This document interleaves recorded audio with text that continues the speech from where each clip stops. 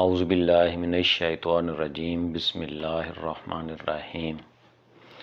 اللہ تبارک و تعالیٰ نے بے شمار مخلوقات پیدا کی، جو آسمانوں میں بھی ہے، زمینوں پہ بھی اور سمندروں میں بھی۔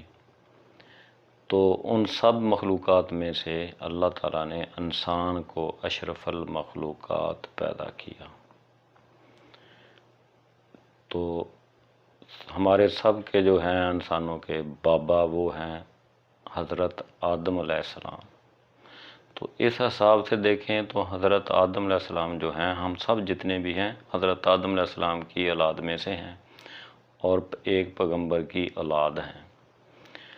حضرت آدم علیہ السلام کی وجہ سے ہم سارے پیغمبر کی اولاد ہیں۔ تو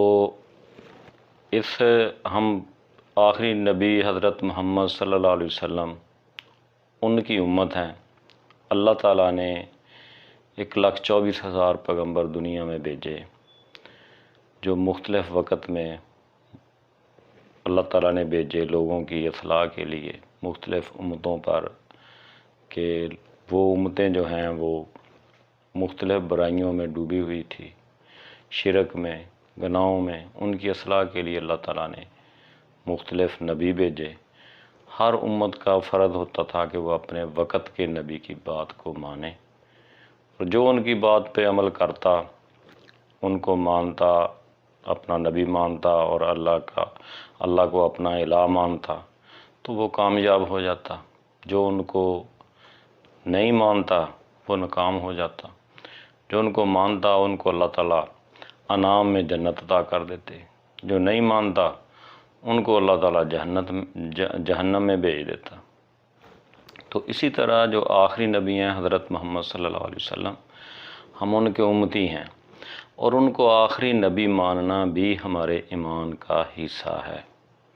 اگر ہم ان کو آخری نبی نہیں مانیں گے تو ہم مسلمان نہیں ہوں گے۔ ان کو آخری نبی ماننا ایمان کا حصہ ہے۔ اور حضرت محمد صلی اللہ علیہ وسلم جو ہیں وہ قیامت تک آخری نبی ہیں، وہ قیامت تک وہی رہیں گے۔ تو مسلمان کا جو تعارف ہے وہ ہے کہ مسلمان کا گھر کیسا ہونا چاہیے، اور مسلمان کا جو ہے لباس کیسا ہونا چاہیے، مسلمان کا جو ہے وہ دشمن وہ کیا ہے۔ مسلمان کا گھر جو ہے وہ ہے جنت۔ اللہ تبارک و تعالیٰ نے جنت بنائی ہے، اور وہ مسلمانوں کے لیے ہی بنائی ہے۔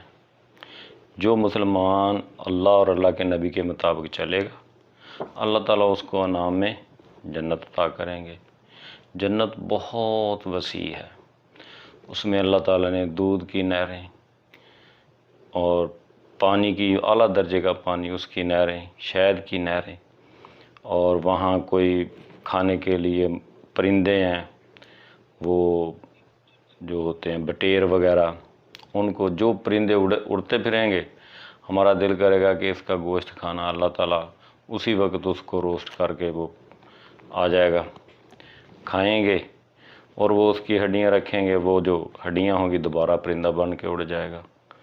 اور ہم نے خوب کھانا کھایا ہوگا، لیکن اس کے بعد ہمیں ایک ہلکا سا ڈکار یا چھینک وغیرہ آئے گی تو وہ ہضم ہو جائے گا۔ تو وہاں پہ تبع تابعین، بزرگان دین، علماء دین اور صحابہ کرام، انبیاء کرام، ہمارے نبی حضرت محمد صلی اللہ علیہ وسلم، ان کے ساتھ ملاقاتیں ہوں گی اور ان کا دیدار کریں گے۔ پھر ایک وقت آئے گا جنت میں، اللہ تعالیٰ اپنا دیدار کرائے گا۔ جنت میں خادمین ہوں گے، جنت میں انگوروں کے گچھے ہوں گے۔ جو چیز کھائے گا انسان چاہے گا اس کو اس کے مطابق فوراً مل جائے گی۔ ارادہ کرے گا ادھر سے مل گئی، ادھر ارادہ کیا ادھر سے مل گئی۔ تو آخرت میں اللہ تعالیٰ کہے گا کہ کوئی اور طلب ہے، تو انسان کہے گا باری تعالیٰ آپ نے تو ہمیں اتنا کچھ عطا کر دیا، اب تو کوئی طلب نہیں۔ تو اللہ تعالیٰ پھر ہمیں شراب طہورہ بھی پلائے گا وہاں پہ۔ تو جنت جو ہے نا بہت وسیع ہے، اور اس میں ہمیشہ زندہ رہنا، ہمیشہ جوان رہنا۔ وہاں حوریں ہوں گی، خادمین ہوں گے، تو وہاں نہ کوئی بیماری آئے گی، نہ کوئی لڑائی فساد ہوگا، وہاں سکون ہی سکون ہوگا۔ اور ایک ذکر ضرور ہے جو دنیا میں بھی چلتا ہے، وہاں بھی جنتی چلتے پھریں گے، سبحان اللہ، اللہ اکبر کہتے رہیں گے۔ تو یہ تو ہے جنت کی مختصر سی تعارف، مختصر سا۔ تو اس کے بعد انسان کا جو لباس ہے کہ انسان کا لباس کیا ہونا چاہیے، انسان کا لباس تقوی ہونا چاہیے، پرہیزگاری، تقوی۔ اور تقوی کے بارے میں اللہ تعالیٰ نے کئی جگہ پہ کہا ہے قرآن پاک میں کہ تقوی اختیار کرو، تقوی اختیار کرو، پرہیزگاری، تقوی۔ تو مسلمان کا جو کام ہے وہ کیا ہونا چاہیے؟ مسلمان کا کام ہے حقیقت میں کہ دین کا کام، یعنی اشاعت دین، تبلیغ کا کام، کہ جو آپ نے سیکھا ہے نا دین، اس کو آگے پہنچانا دوسروں تک، یہ ہماری ذمہ داری ہے۔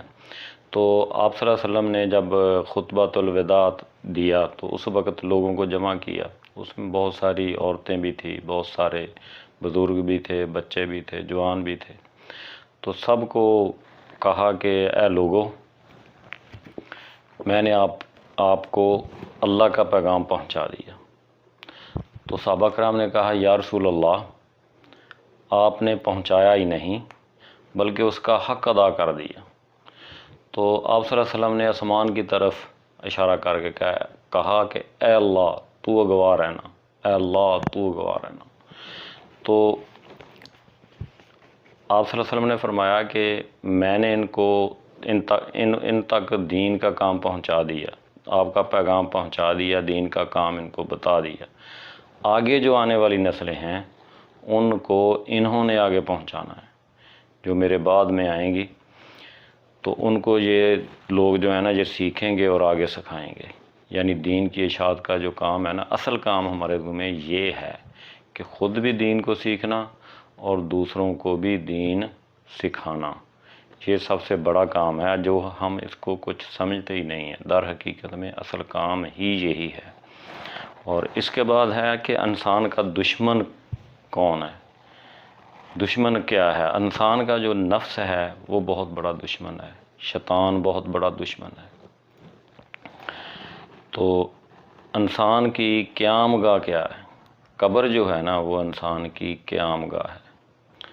انسان کا، مسلمان کا جو قیام گاہ ہے نا وہ قبر ہے۔ تو